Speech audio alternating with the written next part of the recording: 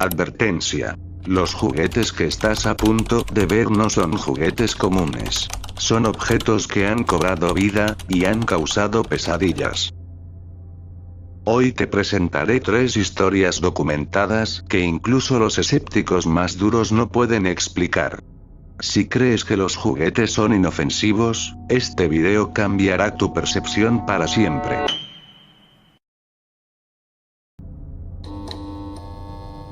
Recuerdo con una nitidez enfermiza algo que ocurrió cuando tenía apenas 3 años. Puede sonar extraño, lo sé, ¿cómo un niño de esa edad puede retener un recuerdo con tanta claridad? Pero lo que pasó fue tan perturbador, tan imposible de ignorar, que quedó grabado en mi memoria como si hubiese sucedido ayer. Vivía con mi madre. Mis padres se habían separado y los días transcurrían tranquilos, entre juguetes dispersos, tardes de televisión y noches de cuentos para dormir. Era una rutina sencilla, inocente, hasta esa mañana. Me desperté temprano, con el sol colándose tímidamente entre las cortinas. Como cualquier niño, me senté en la cama a jugar con mis muñecos. Entre mis manos estaba mi teléfono de juguete, un aparato de plástico chillón, con botones grandes y un timbre insoportable. Lo curioso es que, hacía días que ya no sonaba. Mi madre le había quitado las pilas porque odiaba escuchar su tono agudo cada vez que yo apretaba los botones. Era, en esencia, un juguete muerto. Y sin embargo, esa mañana, comenzó a sonar. Me quedé helado, pero como todo niño curioso, lo levanté y contesté. Al principio solo escuché un silencio extraño, como un murmullo lejano. Y entonces, lo reconocí. Era la voz de mi abuelo. Grave, lenta, con ese tono cansado pero afectuoso con el que siempre me hablaba. «Hola, pequeño», me dijo. «No quiero asustarte. Solo te llamo para despedirme». «¿Despedirte?», pregunté, con la inocencia de un niño que aún no entendía la muerte. Sí, hubo una pausa larga, cargada de estática. «He muerto. Solo quería decir adiós». Sentí un nudo en la garganta. No lo comprendía del todo, pero sabía que algo no estaba bien. De pronto, mi madre entró a la habitación. Me miró raro, porque yo estaba hablando solo, sosteniendo ese teléfono de plástico contra mi oído. «¿Con quién hablas?», me preguntó. «Con el abuelo», respondí con naturalidad. «Dice que murió, y que vino a despedirse». Su expresión cambió. Primero frunció el ceño, después negó con la cabeza con cierto fastidio. «No digas tonterías», dijo, como queriendo cortar el tema de raíz. Tomó el teléfono de mis manos y me lo quitó. Estaba apagado, sin vida, sin pilas. Me acarició la cabeza y salió de la habitación, convencida de que todo había sido un juego de mi imaginación. No pasó ni una hora. El teléfono real de la casa sonó, con un timbre seco y cortante. Mi madre atendió. Yo no entendía mucho, pero escuché cómo su voz se quebraba, cómo murmuraba frases cortas mientras se cubría el rostro con la mano. Colgó y se quedó en silencio unos segundos. Luego, con los ojos vidriosos, se sentó frente a mí. «¿Era tu papá?», me dijo con un hilo de voz. «Tu abuelo falleció esta mañana». En ese instante, todo se detuvo. La voz que había escuchado por el teléfono de juguete, era real. Mi abuelo se había despedido de mí antes de que alguien nos diera la noticia. Con los años, ese recuerdo me persiguió. No solo porque escuché a mi abuelo después de su muerte, sino por el detalle imposible. Ese teléfono no tenía pilas. Mi madre las había sacado delante de mí, días antes. El compartimiento seguía vacío. ¿Cómo pudo sonar? ¿Cómo pude escucharlo tan claramente? Lo intenté muchas veces, después, cuando crecí. Metí y saqué pilas, apreté botones, incluso lo abrí por dentro buscando cables sueltos. Nunca volvió a emitir un sonido. Nunca volvió a funcionar. Ese juguete solo había servido para una cosa: ser el canal de un último adiós. Durante años, no quise dormir en esa habitación. Cada sombra me parecía la silueta de mi abuelo. Cada ruido me recordaba ese timbre hueco, imposible de olvidar. Mi madre pensaba que era simple miedo infantil, pero yo sabía la verdad. Con el tiempo, empecé a obsesionarme. Leí historias de objetos que sirven como puertas entre nuestro mundo y el otro. Teléfonos que suenan solos, radios que transmiten voces de ultratumba, juguetes que cobran vida para dar mensajes. Mi historia no era única, pero sí era personal. Porque no había duda. Él me había buscado a mí. Hoy, siendo adulto, sigo pensando en aquel día. Sigo recordando el timbre agudo, imposible, que me arrancó de mis juegos inocentes para darme un mensaje de otro mundo. Lo más inquietante es que, a veces, en la madrugada, me despierto de golpe.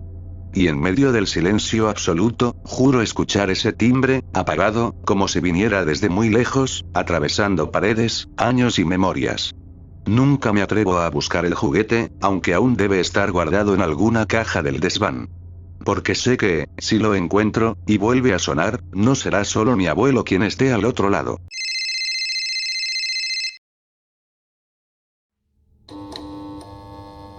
Nunca pensé que algo tan inocente como un peluche pudiera convertirse en mi peor pesadilla. Soy madre de una niña de 2 años, y lo que comenzó como una simple salida al mercado de segunda mano, se transformó en una experiencia que me quitó el sueño, y que todavía hoy me cuesta explicar. La semana pasada llevé a mi hija a una tienda de segunda mano. Como cualquier niña, corrió directo a la sección de juguetes usados.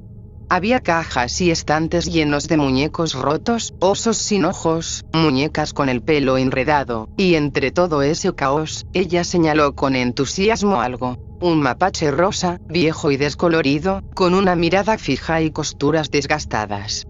No sé por qué lo eligió. Era feo, sin gracia.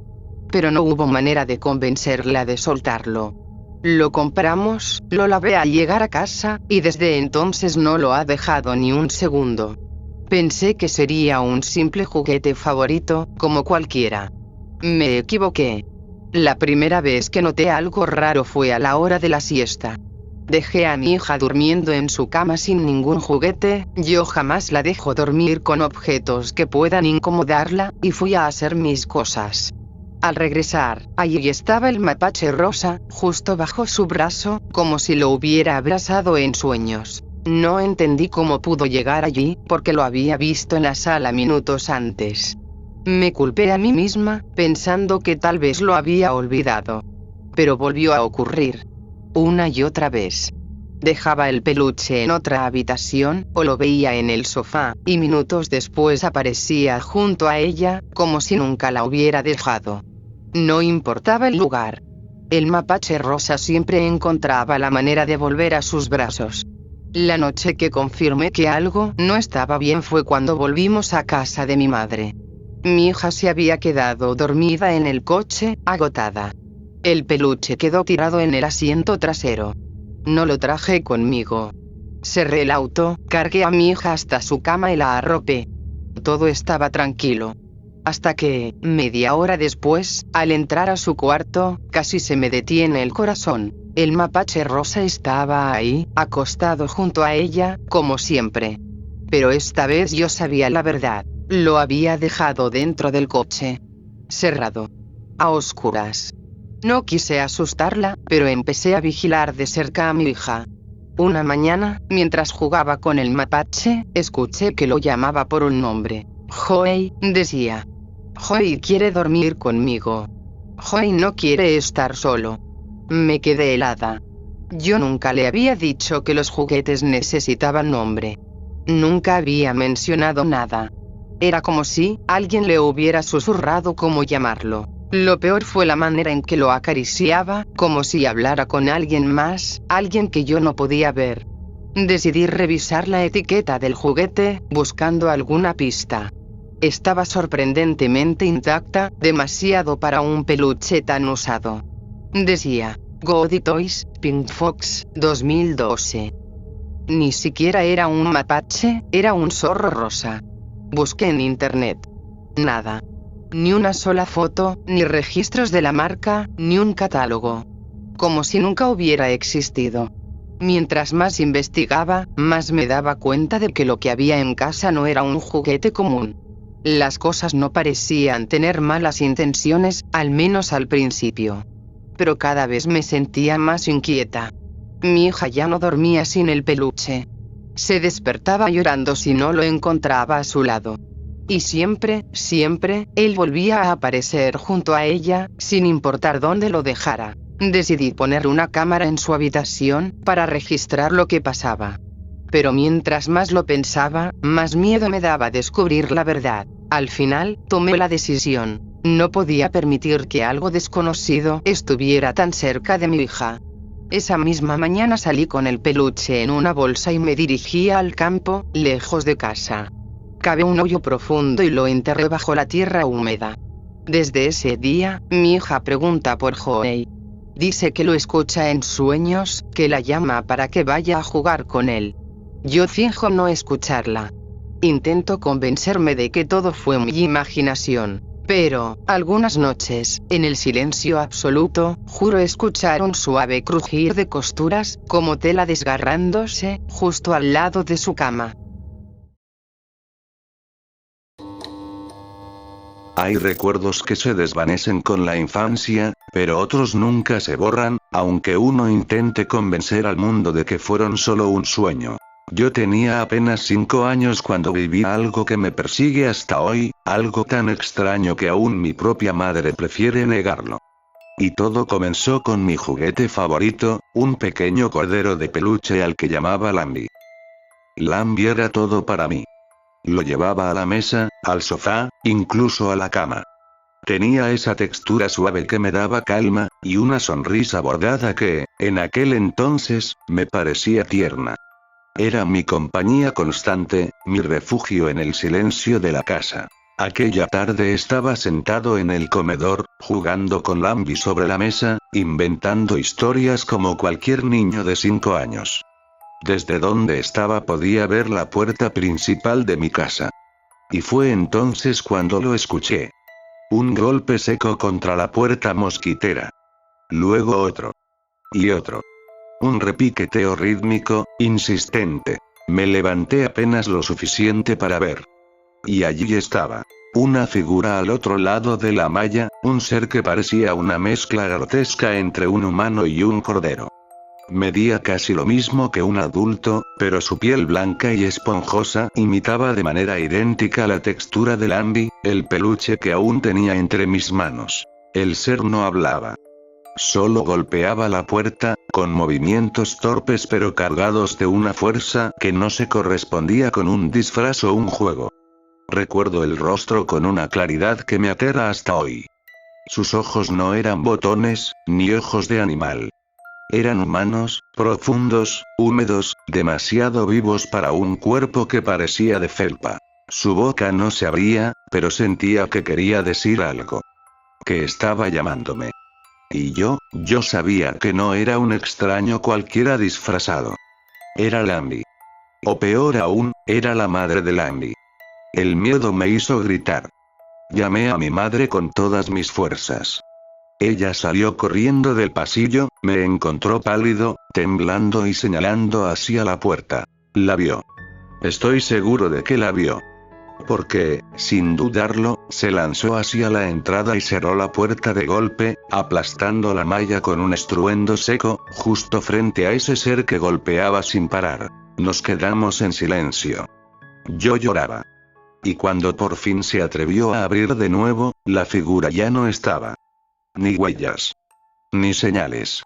Solo la calle vacía y el aire frío de la tarde. No quise volver a tocar el peluche. Con mis propias manos lo escondí en el cajón más olvidado de mi habitación. Lo enterré bajo otros juguetes, como si con eso pudiera enterrar lo que había visto. Y allí permaneció por años, intacto, como si el tiempo no pasara para él. Pero había algo que me atormentaba. Esa idea infantil pero imposible de ignorar, la idea de que Lambi no estaba solo. De que había venido su madre a buscarlo. Y que yo la había rechazado. Con los años intenté hablar de aquello con mi madre. Ella me dijo que estaba loco, que era un sueño, que mi mente de niño había inventado todo. Pero yo sé lo que vi. Y su reacción esa tarde, ese miedo en su rostro cuando cerró la puerta de golpe, me confirmó que ella también lo presenció. Solo que eligió negarlo. Tal vez porque aceptar lo contrario era demasiado perturbador. Hoy tengo 16 años. Hace poco encontré a Lambi de nuevo, enterrado en aquel cajón. Lo levanté con manos temblorosas, observando cómo su sonrisa bordada seguía intacta, como si el tiempo nunca hubiera pasado. Se lo mostré a mi madre, esperando una reacción, una confesión, un atisbo de verdad. Ella lo miró con indiferencia y me dijo: claro que recuerdo que jugabas con él en la mesa, pero lo del cordero en la puerta, eso nunca ocurrió. Pero yo la vi bajar la mirada. Y en ese instante supe que mentía. A veces, cuando el viento golpea la puerta de la casa por la noche, me estremezco. Porque el sonido no es el de una simple corriente de aire, es el mismo golpeteo que escuché hace más de 10 años. Y cada vez que cierro los ojos, no veo al peluche. Veo a ese ser, de pie frente a mi puerta, esperando pacientemente que algún día yo vuelva a abrir.